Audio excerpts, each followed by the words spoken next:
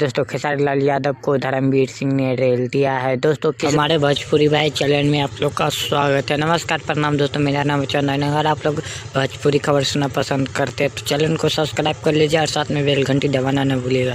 तो दोस्तों बिना टाइम देते वीडियो को शुरू करते हैं। हाँ दोस्तों, खेसारी लाल यादव को गाना को लेकर दोस्तों धर्मवीर सिंह ने टारगेट किया है, जो कि छपरा छक्का के हटे। दोस्तों यही गाना गाया है दोस्तों खेसारी लाल यादव को धर्मवीर सिंह ने रेल दिया है। दोस्तों गाना के माध्यम से रेला धर्मवीर सिंह। तो दोस्तों गाना है छक्का छपरा के हटे। तो दोस्तों इतना बड़ा कलाकार को टारगेट नहीं करना चाहिए। जो कि गाना गया है प्रमोद प्रेमी भी गाया है दोस्तों, और खेसारी लाल भी गाया है। खेसारी लाल यादव को टारगेट कर लिया है धर्मवीर सिंह।